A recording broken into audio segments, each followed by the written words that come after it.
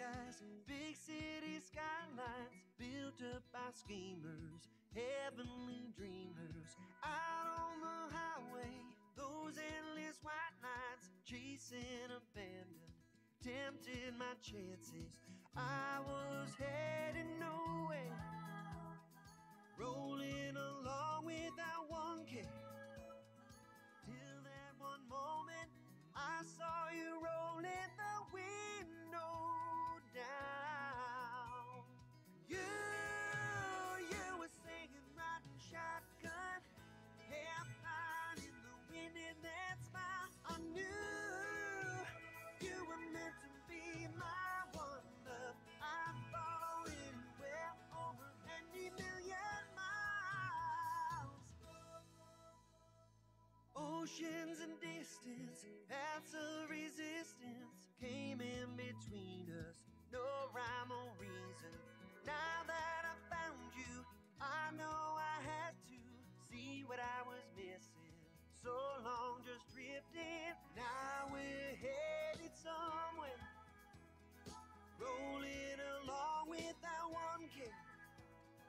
Live in the moment, radio up and the windows roll down.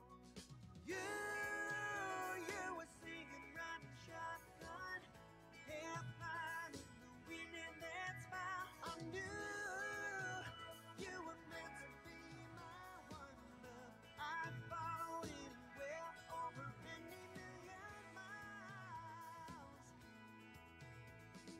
To the highest mountain top, no matter where you go, I'm gonna follow. Now I've got your hand in mine, never gonna let go, never gonna let go. You were singing, riding shotgun, half line in the wind, and that smile. I'll follow you into the wild, wild sun. You were singing, riding shotgun, half mile in the wind, and your smile.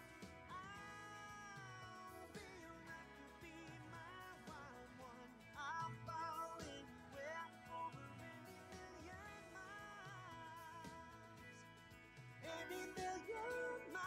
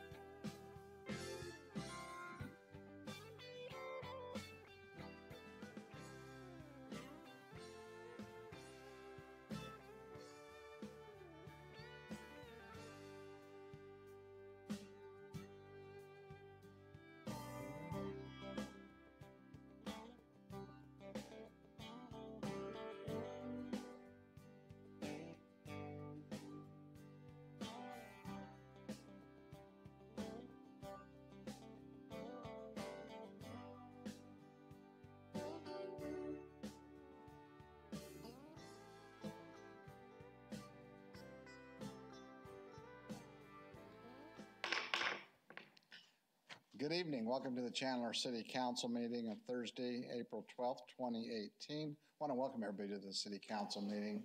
Ask the clerk to please call the roll. Mayor Tripp Cheney. Here. Vice Mayor Ellen. Here. Councilmember Rowe. Here. Councilmember Lopez. Here. Councilmember Wong. Here. Councilmember Hartke. Here. Councilmember Stewart. Here. We have a quorum. Thank you. The invocation this evening will be led by Pastor Manny Mello, Cornerstone Christian Fellowship. The Pledge of Allegiance will be led by Boy Scout Philip Iredom with Troop 379. Pastor.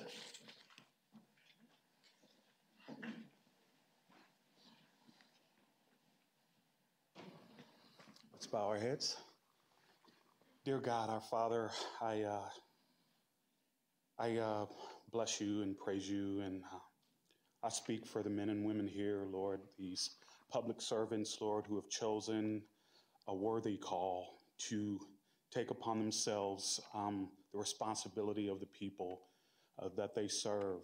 And I know that that is a heavy call for them. And I pray for wisdom for them in the decisions that they make.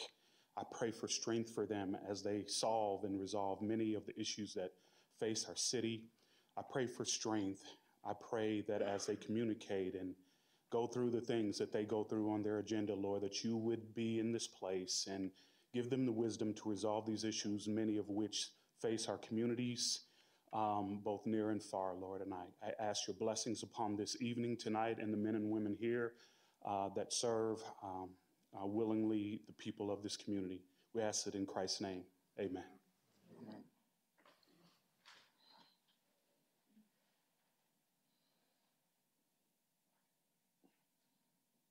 Will you please join me in the Pledge of Allegiance?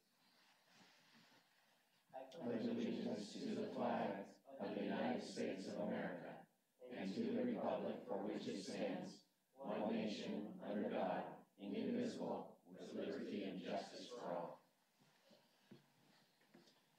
Thank you, Pastor. Thank you, Boy Scout Philip Iredom.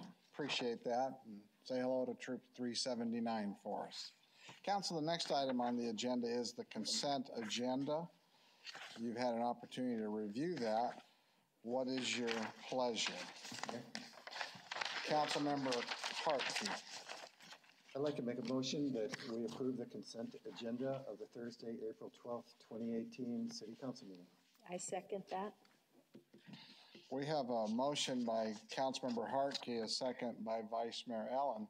We do have one citizen that would like to address items 4 and 19 on the agenda. Tamara McDaniel, if you could come up and state your name and address for the record, you'll have 3 minutes.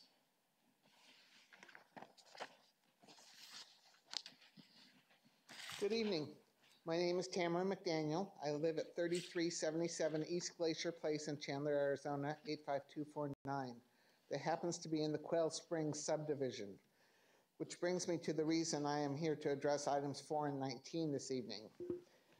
The Quail Springs subdivision is directly opposite the item on number 4, which requests rezoning of that agricultural district to the single-family subdivision, which will create a lot more traffic. We already have the problem that when the Layton Lakes subdivision was put in, our gate, front gate, opens directly opposite the exit from Layton Lakes.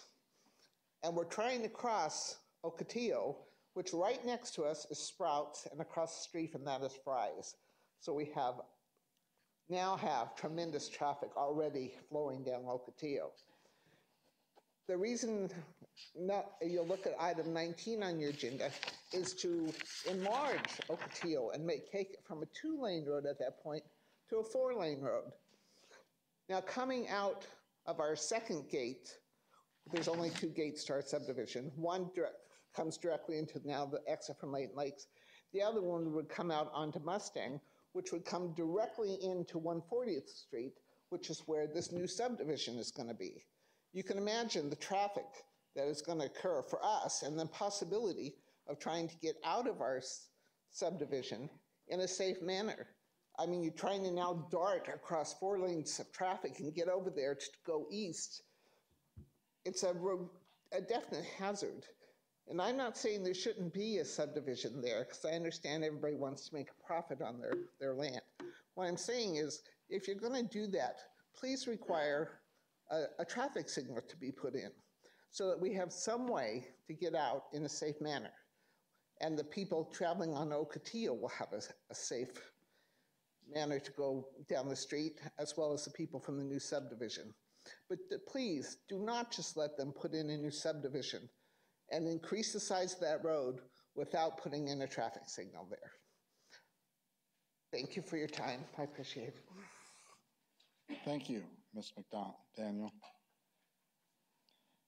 Council, any discussion on the consent agenda? Staff, if you could, in a memo or something, address Ms. McDaniel's concerns on that, that would be appreciated.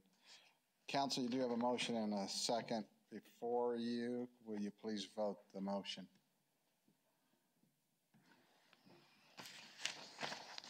Motion carries unanimously.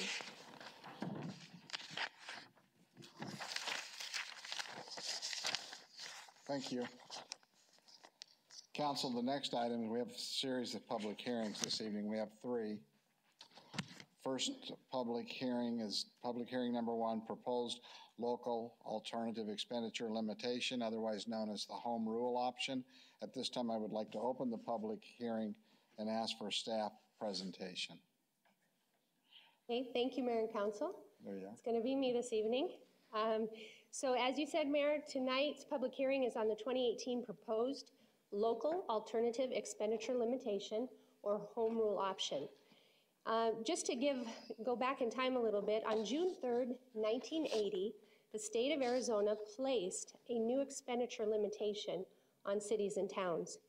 Because municipalities evolve differently depending on the expansion plans for the community, state law also allowed for alternative formulas. Home rule is one of them. This allows the city to override, the home rule allows the city to override the state-imposed spending limitation. It actually frees the community of any ties to the state-imposed limit and permits mayor and council, along with local electors of the community, to decide programs, service levels, and methods of financing capital improvements. It provides flexibility to establish the city budget based on anticipated revenues. I do have a PowerPoint presentation. Let's see if it's going to come up here. If you could go to the first slide. So the home rule option in Chandler it must be reestablished every 4 years. Not moving forward. I'm going to keep going here, but the home rule must be established every 4 years. The last home rule election was in 2014. Chandler voters have approved the home rule option 9 consecutive times since 1982. Thank you. So with that, since the last election was in 2014, 2018, the home rule option must be reestablished for us to start again in fiscal year 1920. In order to move forward with the home rule option, there's a very specific process that we need to follow. It requires 2 public hearings. After the public hearings, thank you, on the second one will be held on April 26th. There will be a council action on the resolution, to the first slide. There will be a council action after the second public hearing that will require a 2/3 council majority vote to place home rule on the primary election ballot. It requires a majority vote then of the public at the primary election. So next I'll talk about the financial implications of the home rule option. The financial implications, first of all, just to get a sense of what the state-imposed limit is, for the city of Chandler, that state-imposed limit in fiscal year 1920 would be $248 million. The formula then allows for us to add exclusions, which would include items such as bond proceeds or debt service costs. That can be added to the state-imposed limitation that might bring it up somewhere above $500,000. In order to calculate this, we would need to start with our 1920 proposed budget, which you have on your dais this evening. Since this budget was just finalized, we will be working on that calculation and have the exact number at the second public hearing on April 26th. But I can tell you, if we step back to the 2014 home rule election, had that home rule election not been approved, the 2015-16 budget would have needed to be reduced by approximately $104 million. The home rule option is extremely important for the city of Chandler because over time we have grown so quickly and evolved. So without the home rule, potential impacts may be reductions in street maintenance, public safety, deferral of capital projects, perhaps even reductions to recreation, aquatics, or library programs. That does not mean we would not have the revenue in the city or coming into the city to pay for those programs. It would simply mean that we could not spend above the state-imposed limitation. So to put this on the ballot, 2018, the following slide shows actions following the public hearing. So after the second public hearing on April 26th, we would have a special meeting. And that special meeting then would be this council action to place home rule on the primary election ballot. We would then publish record of that vote. The city would need to calculate what that financial impact is and submit it to the Auditor General's office. There would then be some actions by the city clerk's office to request arguments from the public. There'd be a public voting pamphlet that would be sent to the Auditor General for approval. Once approved, by August 1st, that pamphlet would be distributed to the public. And then Election Day would take place on August 28th. And finally, city clerk would submit the results of that public vote. That is my presentation on home rule. If anyone has questions, I'd be happy to answer them. Council, questions of staff on the home rule? Councilmember Stewart. Don, thank you for the presentation. So am I to understand that if the home rule doesn't pass within the city, our ability to spend will require us to lower taxes because we won't need that kind of money? No, through the mayor, Councilmember Stewart, it would not require us to lower taxes. We would still, because the levy would still be adopted, the revenues from the taxes would still come in. We would need those revenues to come in because one of our exemptions is the ability to pay our debt service. So it doesn't actually require us to lower any revenues. We still receive the revenues, but it sets a limitation that we can't spend above a certain limit. So the revenues would still come into the city, we just couldn't spend them. Mayor? Councilmember Hartke. Tucson, a couple, or what, about 5 or 6 years ago, that their home rule didn't pass. What was the impact upon them and how did they recover? In Tucson? Right. Through the mayor, Councilmember Hartke, that was an issue when it didn't pass, that they were forced to reduce their capital. I think the biggest impact that I recall in talking to them was the fact that they had to reduce their capital improvement program dramatically.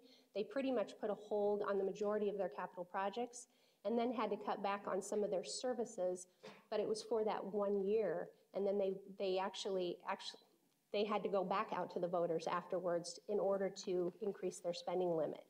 And there's other options through the state legislature. When they wrote this, they gave some alternatives. There's the ability to do a one-time override. And I believe that was the item, what they did is went forward with a one-time override, but it did hurt them for 1 year.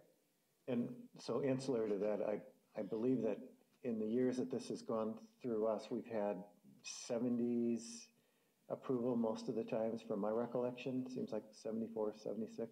Yeah, through the mayor, Councilmember Hartke, we have had a large majority of our electors vote to approve home rule. We have never had a home rule election fail in the city of Chandler.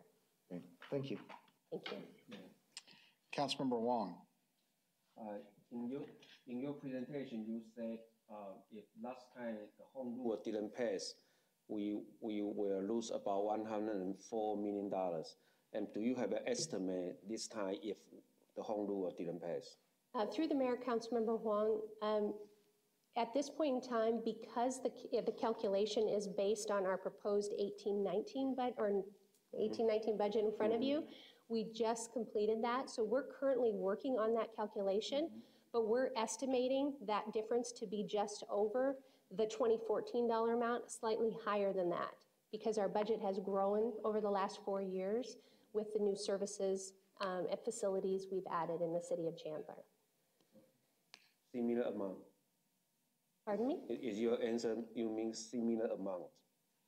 It'll be slightly higher than the $104 million number that we calculated in 2014. Okay. But that number will be known at the second public hearing in April, of 26th of April. Thank you. You're very welcome.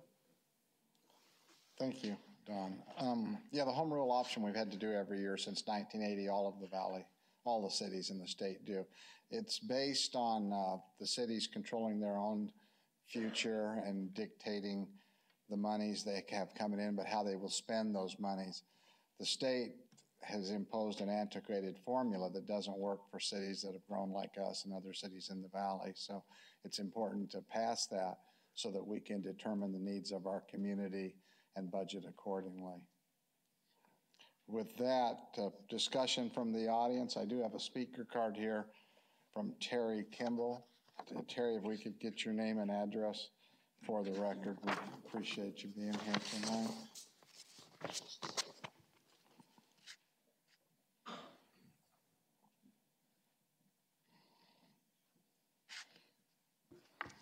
Thank you, Mayor and Council. Terry Kimball.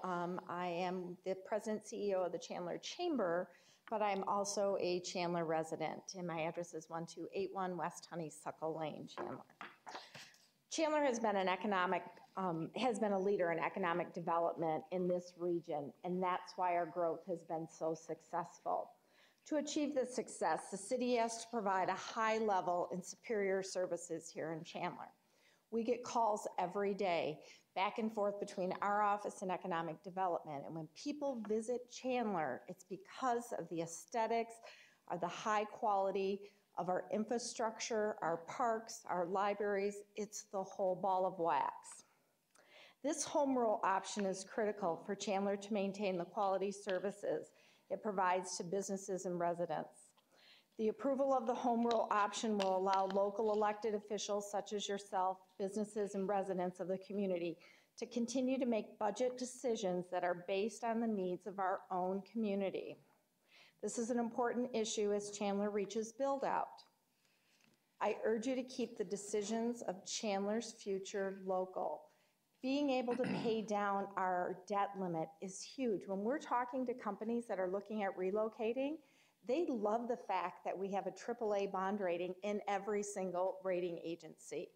Those are all intricate parts of the spoke that are very critical for Chandler to continue its premier and excellent status. So please consider that. Thank you. Thank you, Terry. Thank you for your work with the Chamber. We appreciate that. Other discussion from the audience on the public hearing home rule option? Seeing none, we will close the public hearing.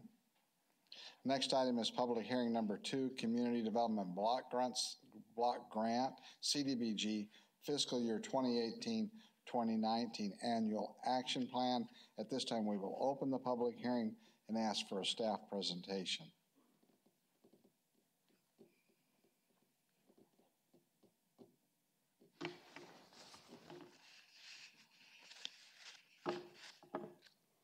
Good evening, Mayor, City Council. Just give me a second to find it here.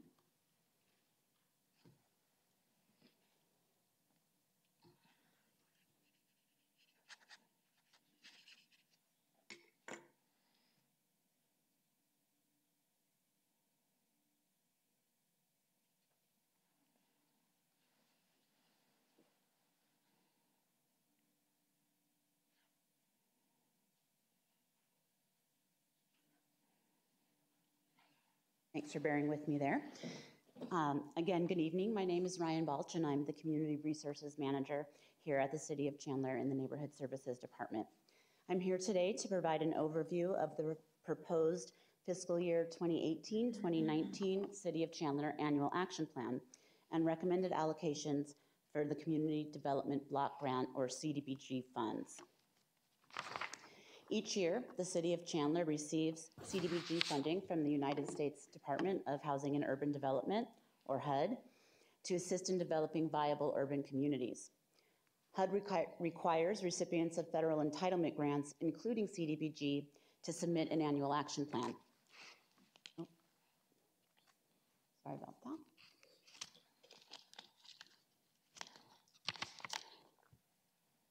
The plan, which serves as the city's application for funds, identifies the activities and initiatives the cities will pursue to assist vulnerable households and promote residential and neighborhood stability. Funds support a wide variety of activities, of community development activities to support decent housing, a suitable living environment, and expanded economic opportunities. The Neighborhood Resources Department makes Cdbg funds available through a request for proposal process. The City of Chandler Housing and Human Services Commission evaluates those proposals and makes funding recommendations to Mayor and Council for approval. Once approved, the annual action plan will be submitted to HUD for approval. This year, the federal government has not yet completed the allocations process for HUD's fiscal year 2018 application, so the Commission has based its initial recommendations on the fiscal year 2017 allocation plus available carryover. The recommendation also includes a contingency plan to adjust those allocations once the federal government does give us our final allocation. You can find those on pages 1 and 2 of the annual action plan.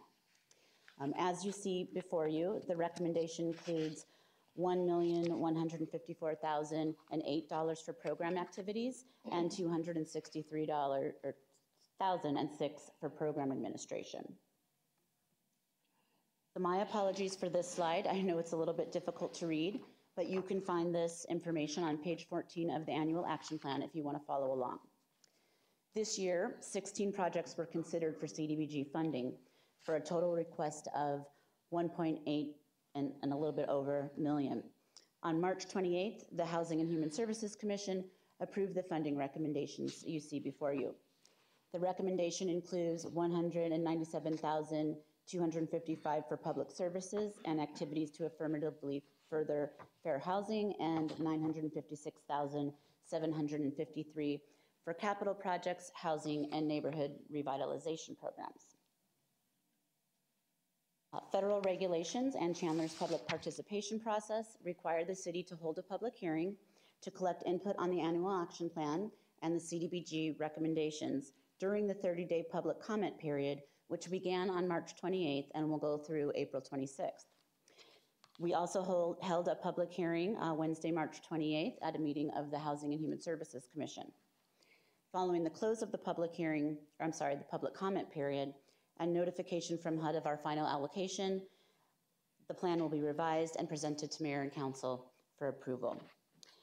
We will then submit the annual action plan to HUD no later than 60 days after the date allocations are announced, or August 16th, 2018, whichever is sooner. That's my presentation. Mayor, council members, do you have any questions? Council, questions on this? Thank you. Welcome. Discussion from the audience on the action plan? Okay, seeing none, we've closed the public hearing. Our final public hearing tonight is Home Investment Partnership Program, HOME, fiscal year 2018-2019 allocation. Open the public hearing and ask for staff presentation.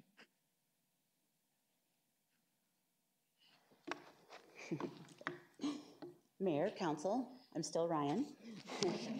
In addition to Cdbg funds, the city also receives an entitlement allocation of home investment partnerships, or home funds. The City of Chandler is a member of the Maricopa County Home Consortium. The Home Consortium is the lead agency and applies for home funds on our behalf through the Maricopa County Annual Action Plan.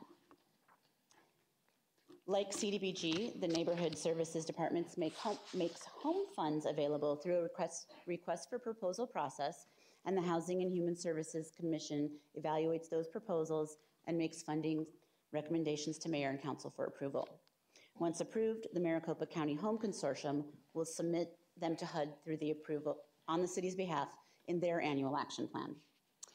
Again, the federal government has not yet completed allocations for HUD funds, so the Commission based its initial recommendations on the fiscal year 2017 allocation, plus available carryover. This recommendation also includes a contingency plan, which can be found on page 1 and 2 of the annual action plan, and will be revised once the final allocation is released. In this case, the recommendation includes $283,927 for program activities and $14,943 for program administration. This year, 2 projects were considered for home funds for a total request of $304,735. On March 28th, the Housing and Human Services Commission approved funding recommendations, which are summarized in your annual action plan on page 14 and shown here. The recommendation includes $206,112 for tenant-based rental assistance and $77,815 for first-time homebuyer assistance. Again, our federal regulations and our public participation plan require City Council hold a public hearing to collect input on the proposed home allocations during the 30-day public comment period, which began on March 28th and will continue through April 26th. We also held a public hearing Wednesday, March 28th at a meeting of the Housing and Human Services Commission. Following the close of the public comment period and notification from HUD about the final allocation, the home allocations will be revised and presented to Mayor and Council for approval. Maricopa County will submit the annual action plan to HUD no later than 60 days after the date of allocations, or August 16th, whichever is later. Done with this presentation. Do you have any questions? Councilmember Wong. Can you tell us more about the tenant-based rental assistance? Who will receive it? What kind of qualification? And for how long? How much? Certainly. Mayor, Councilmember Wong, tenant-based rental assistance is a subsidy that comes out of our housing division in our neighborhood resources department. You can receive the subsidy for up to 2 years, but it doesn't have to be for 2 years. It's really based on the need of the individual. The individual has to be low or moderate income. They do have to meet federal qualifications, and the amount of subsidy that we pay is based on market rates published by the Department of Housing and Urban Development. So you will publicize it so our residents can apply for it, right? And where do you advertise it? You advertise it through the website or through a newspaper or anything? There's a variety of ways that we make these funds available. We work with a local nonprofit, I'm sorry, Mayor, Councilmember, yes, with a local nonprofit, Ascend, who actually does some of the services with that program. So folks come who are potentially eligible for the service, go into Ascend, talk about their needs. We collaborate with them. Our housing department collaborates with them, and we make decisions about eligible families. We also wrap social services around them to make sure that not only are they receiving an income subsidy, but also other supports to make sure that they are stabilized in housing and can move forward after the 2 years of subsidy independently in our community. Thank you. There, Councilmember Stewart. Thank you for the presentation. Did I notice in the presentation you were able to increase funds that are actually going to people in need, and you lowered the administration costs within the department? I did notice that. Fantastic. Yeah, thank you. So what that means is that means somebody will get rent assistance, and you can add a family to the program? Is that basically if you break it down? Correct. That's fantastic. Well, thank you for that. Mayor. Vice Mayor. This is kind of a comment and to our residents. So we have vouchers that we have that landlords can get for their properties. And oftentimes we have more vouchers than landlords that want to participate in Section 8 housing. So this is kind of a plea. There's opportunity out there. So I just want to make that public, and this is a good time to do that. Thank you. Thank you, Vice Mayor. Thank you. Discussion from the audience on the last public hearing? With that, we'll close the public hearing. Council, next item on the agenda is unscheduled public appearances. Members of the audience may address any item not on the agenda. State statute does prohibit the City Council from discussing items that are not on the agenda, but City Council does listen to your concerns and have staff follow up on questions you may raise. We do have a couple of, at least one unscheduled public appearance. There's a Michael Johnson.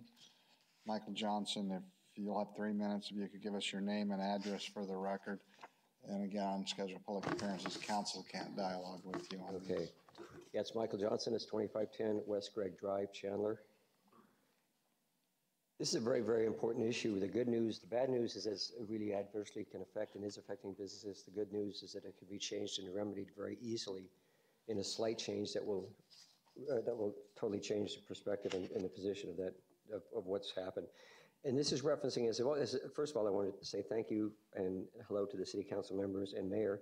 I want to address the most recent passage of Chandler Temporary Sign Code 3910. As both a former business owner and longtime business consultant who's been assisting businesses in Chandler since 2011, I'd like to address one aspect of the sign code that not only limits the fostering of existing businesses, but clearly quashes the ability of many new businesses from even considering to call Chandler its home. I'd like to call your attention to the paragraph in the code addressing the placement of A-frame and T-frame signs in commercial areas. That is, that the sign may not be placed any more than 20 feet away from the front exterior wall of the building. That's normally a sensical type of thing. However, in most of the shopping centers, there are only a few buildings that border the street side portion of the property. The majority of their properties are either set back far away from the street, not only cordoned off by an average of a distance of 150 feet from the street, but further reduced from street visibility via the fact that most of that 150 feet is being used as parking area for the center. If a merchant has one of the few stores along the street, restriction is just allowing them to have any more than 20 feet is now a big deal because they've got a big sign out in front. Everybody can drive by and see that. And I passed out to the city clerk this diagram of the massive tens of thousands of amount of traffic of cars that pass by in just a small amount of intersections within the city. I mean, we have a massive amount of traffic, and the whole point is that what about the shops that are set back 150 feet, 200 feet? They have no visibility. They're trying to make it, and they can't make it, basically. By putting an A-frame sign out there, if you're saying they can only have it 20 feet from the edge of their building, the average car is 14 feet. That's a car in length and a half from their front door. You're covered with 150 feet of cars, and now there's no visibility. And you very seldom see people who have street visibility with an A-frame sign because they don't know it. And why is this so important? Because the lifeblood of any business is visibility, particularly drive-by traffic, especially for small mom and pop stores. Because they don't have the higher dollar advertising amount to advertise on radio, to advertise on TV, to do some of the things that you'd normally have to do that you could expand. And so it's vital for them to basically get off the ground and be able to be part of the community and part of the city. As a matter of fact, one of the people that I've recently talked to is one of the first people that's business has gone out of business as a result of this situation. Because their street visibility was taken away, their A-frame sign was taken away because their building is 150 feet away, and they were out of business within a short period of time. The larger question then becomes, why would any business set up in a city, sign an expensive long-term lease, then incur the expense of a build-out, only to go out of business? The answer is they don't and they won't. So shops remain empty for years in Chandler that could be filled with a thriving business simply by a sign code that levels the playing field. In fact, in front, what I provided, as I said to her, was just a massive amount. I think it is between Price Road and McQueen, on any given day, you have an average of 20,000 cars. It's just unbelievable, and how important that street visibility is to these businesses for them to thrive. In conclusion, what I'm asking the governing body to do is to look at this thing and consider, say, what is it, maybe suggest, say, it can't be, you can take it, instead of from the front of the building, because the building, you have two buildings out here and the rest are 150 feet back. Maybe it can't be, they can be 10 feet from the street. If there's a sidewalk back, you have to have a little bit farther back, but do it from the street, the outer border, so you level the playing field. So it's not just those shops that are on the front, but everybody has that advantage.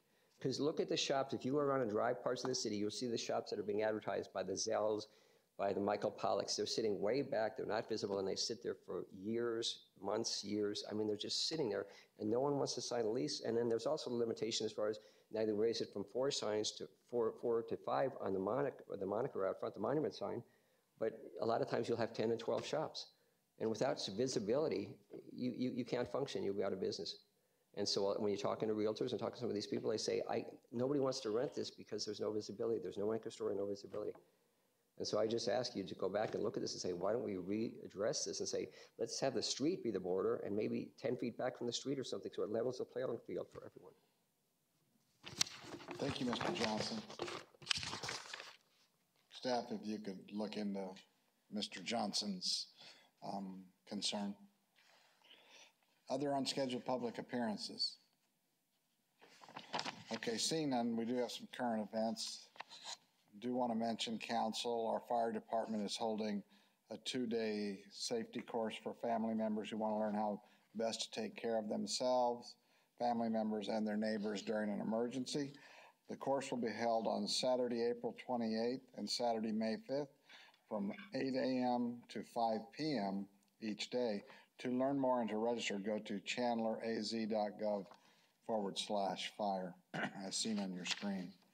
Council, as tax season wraps up, I just want to take a moment to thank the dozens of volunteers who helped to prepare tax returns for our many low to medium income families in the community who need the extra help.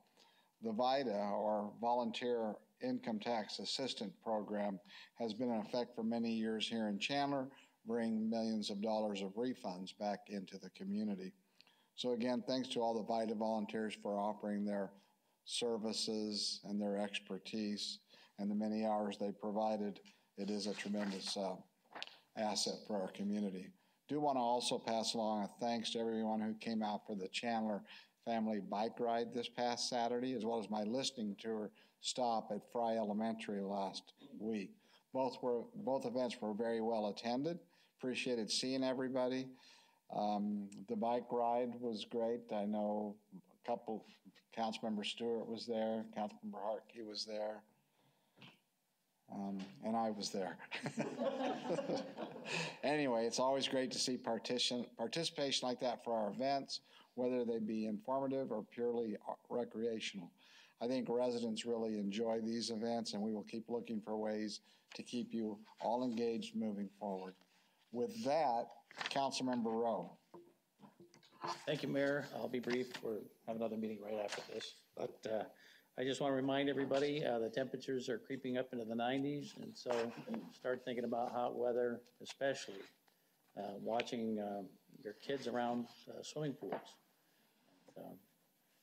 As a police officer, when I worked in Mesa, you know, we saw tragedies like that, and we saw what that a drowning can do to a family, and so it can happen to anybody. So that's my comment. Thank you. Councilmember Lopez. Nothing for me today, Mayor. Vice Mayor Ellen. Thank you, Mayor. On Friday night, it's tomorrow night, we're having the Battle of the Burbs, our free concert, because we won the Battle of the Burbs, which is the Battle of the Suburbs contest that Mix 96.9 did, the radio station. So it's a free concert. It's at our stage by the library. It starts tomorrow at 5. Mike, I think his name is Matt Kearney, is going to be the concert person. He's really famous, and you're going to love the music. It's going to be fun. Tomorrow is going to be beautiful weather. We worked hard to win this free concert, so come on out. It's going to be a blast. Thank you. Thank you, Vice Mayor. Councilmember Wong. Yes, tomorrow will be a beautiful weather, but our temperature is heating up, just like Councilmember Terry said. So city are going to open the swimming pool. We have 6 swimming pools, and one at the Mesquite Grove Aquatic Center has already opened, and for the rest 5 will be open in May. I just like to remind you all that we do have swimming lessons. We do offer swimming lessons, and all those open hours will be here in the break time. And finally, I want to remind everybody, the kids will play in the swimming pool for hours and tirelessly. And you know, we have our sun ray is really brutal. It can go to your skin, and then you will develop skin cancer for 10 years later or 20 years later. So please do put on the sunscreen. I understand this sounds very trivial, but when you got skin cancer, it's not funny. Yeah, I know we have one council member have some experience about that. Yeah. Thank you. Thank you, Councilmember. Good point. Good comments. Councilmember Hartke. Is he talking about you or me with skin cancer? I'm not sure. I think yes. Yeah. I do want to also invite you to the Battle of the Burbs, and I'll be doing in a dunk tank before 6 o'clock, so feel free to dunk me, and we're going to have a great time that evening and a great concert, so look forward to seeing you as well as our friends from Gilbert, Tempe Mesa, Maricopa. Hopefully will join us at this great epic event where Chandler showed its stuff. Secondly, I do want to just make an announcement related to our Historical Society is hosting our annual luncheon at the San Marcos Resort on April 20th. The registration will be open at 10:30. Suggested donation is $30. Proceeds will go to history education programs and exhibits at our Chandler Museum, scholarships at local schools, and we get to have Pat McMahon, he's a Valley icon, as our speaker. So hope you are able to join us. You can find that information on our city website. Thank you, Councilmember Hartke. The dunk tank, is that for a charitable cause? And is that, what exact time is the dunk tank? It'll be from 5 to 7. I will be there, I believe, 5:40 to 6 o'clock. So unless maybe the current vice mayor would like to take my place. I'll be happy to watch, but thanks for the offer. Thank you for being dunked. Councilmember Stewart. Thank you. I don't know how to follow a dunk tank announcement, so I will keep my comments short. Just remember to spay and neuter your pets. Thank you. City Manager. Nothing tonight, Mayor. Thank you. Council want to remind you we'll be reconvening our executive session after the meeting. With that, meeting adjourned.